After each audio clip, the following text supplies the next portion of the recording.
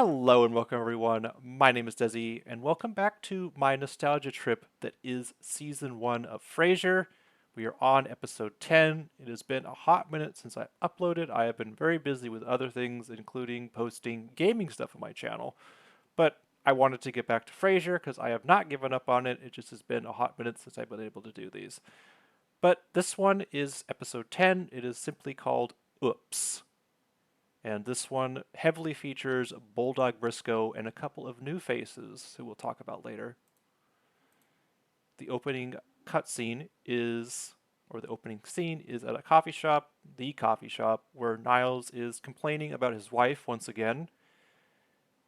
Later in this shot, people from Frasier's radio show show up, including a couple people we haven't met yet, including Chopper Dave, who is a very loud individual because he is used to talking while being in a helicopter.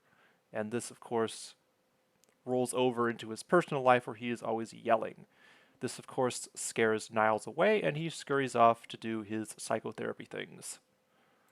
They all sit down, and Roz, being the gossip that she is, hears through the grapevine, through several sources, that the station is cutting back and is going to start axing people. They all suspect who it is. They think it's Father Dave, who is basically a Catholic priest or something like that. And then Bulldog comes in, completely loud and obnoxious as usual, makes a move on Roz. Roz tells him to shut up. And all of a sudden, Bulldog starts searching his pockets looking for his Sonics tickets. Sonics were a basketball team that used to be in Seattle. They're not anymore. That was about 20 years ago, and we're still bitter about it. Don't ask about it. It's not fun. Everybody wants to bring the Sonics back, but they basically got sold out, and that's a whole topic by itself. But anyways, Bulldog thinks somebody stole his Sonics tickets, and he starts yelling at everybody, asking who stole them, but they're in his pocket. And he makes a big scene for nothing and makes himself look like a complete jackass. Anyways, they all speculate after this appearance by Bulldog that he is going to be the one that gets axed. And Roz says that even though Bulldog is a high producer and high value at the station, he's also really annoying. The next scene is Frasier back at his studio. He is taking a call from somebody who is having weight problems, and it turns out he is at a fast food drive-thru, and this voice caller is none other than Jay Leno. Right after that call, Frasier goes outside and talks to Father Mike and tells him not to worry, that it's Bulldog who is going to get axed, because Father Mike comes up to him and says, "Oh my God, I'm worried about my job." And Bulldog is actually listening from nearby and confronts Frasier about it, and essentially has a complete meltdown once he figures out he's getting fired. Bulldog does not handle stress well. He tends to lash out, he bangs his head on things, and he has a tizzy fit. And Frasier basically says, "You need to do something to calm down." And what Bulldog does is he grabs Frasier's mic and breaks it in half and says, "You know what, I'm not going to be fired, I'm going to quit first." And he ends up rushing out of the studio, and he plans to confront the boss, Ned Miller. And when he leaves, he ends up like kissing Ross, and Ross is like, "What just happened?" And she confronts Frasier like, "What is wrong with Bulldog?" And Frasier was like, "Well, he found out that he's going to get fired." And Ross is like, "Why would you tell him that? You've ruined everything. Why would you tell him that?" And it's kind of dumb because Roz was the one who just started this. And so Roz and Frasier have this huge argument, and it's all kind of Roz's fault in the first place. And Bulldog ends up going into the manager's office and essentially rips him a new one, calls him a drunk, insults his wife, and scurries out after dodging a punch, according to Bulldog. He comes back in, he brags about this encounter, he's like, "Oh, I feel so alive." He's all hyped up, and then he storms out. Roz is like, Roz again blows up on Frasier and is like, "You need to fix this. You've ruined this man's career over a rumor." And then Frasier, I guess it finally sinks in that he has messed all this up, even though Roz was the one who started this. And I don't even fully blame Frasier than this. This is just Roz running her mouth. So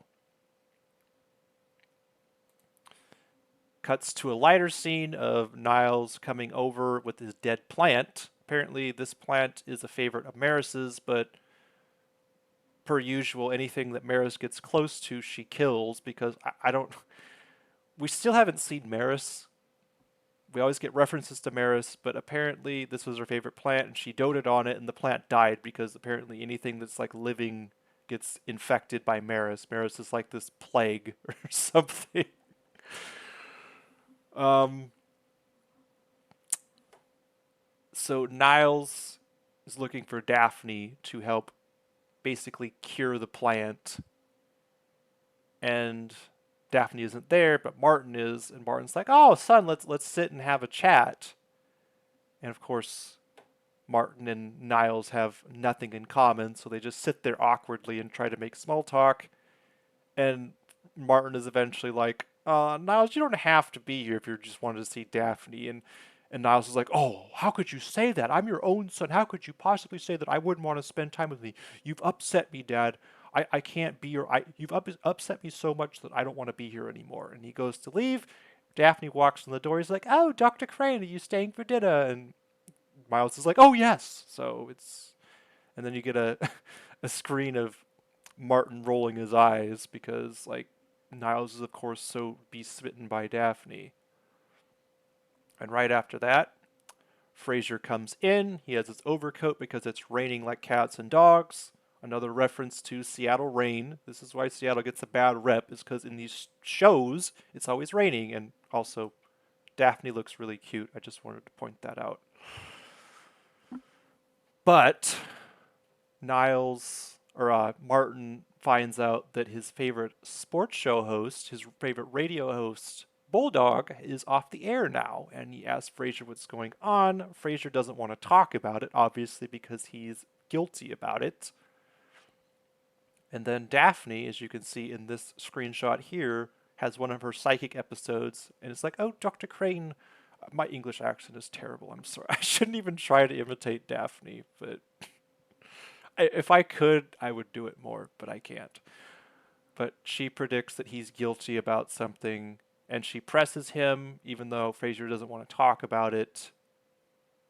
And he eventually admits to them that he's caused this. Niles has to leave, of course, because Maris calls him because she's hyperventilating or something like that. So Niles makes an exit. And Daphne looks so adorable here. I'm sorry, I have to keep pointing it out. But Martin and Daphne and Eddie, of course, both just stare down Frasier and say, "You need to fix this. You screwed this up," even though Roz screwed it up by starting this rumor. But Frasier is, of course, like socially inept sometimes and clueless. Frasier eventually agrees, and he goes to confront the infamous Ned Miller. And here we have Ned Miller himself, the studio manager, the higher up. He is putting a picture up when Frasier shows in, or Frasier shows up at his office, and that's because there's a hole in the wall, and it's from Ned Miller smashing Bulldog's head into the wall. So the encounter didn't quite go the way that Bulldog said it did, and it's unsurprising. Ned Miller is about a 6'2" muscular man, and very intense, as you can see, and also an alcoholic because he is like drinking like 3 shots during these scenes. He's just pouring himself drink after drink after drink. Very intense individual.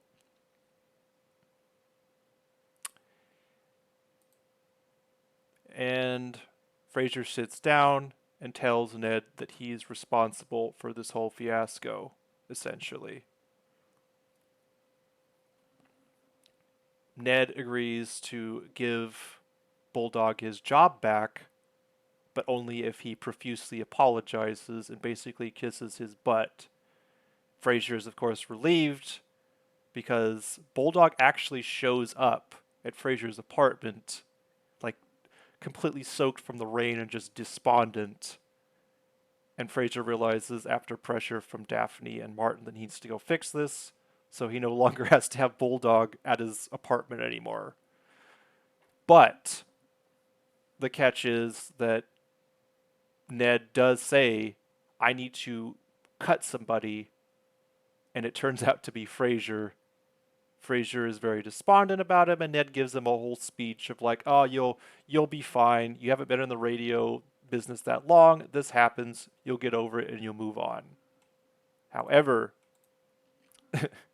there is a plot twist because right as Frasier's about ready to get fired, Ned gets a call from his superior, and Ned reveals that Ned himself has been cut. And Frasier keeps his job.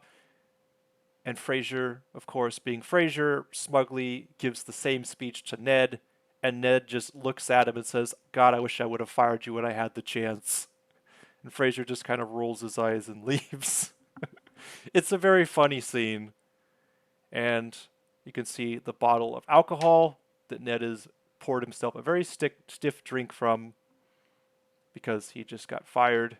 And now he has to listen to Frasier gloat and give him a bunch of crap. So, very fitting end and a very good role by the character who plays Ned Miller. I'll talk about that in a bit. Anyways, the closing scene shows Bulldog back in action on his sports show. So all is well and good, despite Frasier almost bumbling or being a buffoon and mishandling everything and losing somebody his job. Anyways, there are 3 special guests of note. This is, I don't think it's George. I think it's Gorge Del Hoyo. Gorge or George Del Hoyo. I really should have listened to this, but it was spelled. He's a Uruguayan actor. He is best known for his promos, and he showed up in the show Days of Our Lives. A very top tier voice actor. I think he has 30 or 40, probably maybe 40 or 50 different promos and voiceovers for shows like Toy Story, My Dog Skip, Ice Age, and Shrek. And he actually has been active since the 1970s. And he shows up in one scene in this, essentially, that I didn't show. The other one is Chopper Dave. He shows up a couple of times, and he's a little bit lesser known, but he did make several appearances in Star Trek, and he did a few narrations. I believe he's a recurring character later on, because he's referenced so many times already. And the final actor is John Glover, who plays Ned Miller. This man was almost 50 years old in this episode. I just want to say, I'm surprised. He looked closer to 40, so a very handsome actor for one. And he is known for playing a villain, which is very fitting for his role. And he just absolutely stole the role as Ned Miller. I think I have like in 3 of my screenshots because he was just amazing in it. Super like overbearing, very much boss dom energy or whatever you want to call it. And he is a well-renowned actor. He has a Tony for his role in Love, Valor, and Compassion, which is stage play. And he is also best known for his recurring role in the show Smallville. So very great actor and good to have him. He actually got an Emmy nomination for his role as Ned Miller in this episode itself because that's how well he was received. So great to have him. And a very handsome actor, as I say before, almost 50 in this, but I would put him at closer to 40. This was, it was a great episode. I don't know if it was as great as the other ones, but I really do like that they're bringing in all these new actors, like 3 new actors in one episode. That's pretty good. But, yeah, I think that's all I have to say about this one. See how long it's... 14 minutes. Okay, we're cutting back on these a little bit. I'm trying to keep them under 15. Anyways, I hope you all enjoyed it. I hope you all get to watch it. It's a good episode, and you get to see some new faces, new scenes, or new locations too.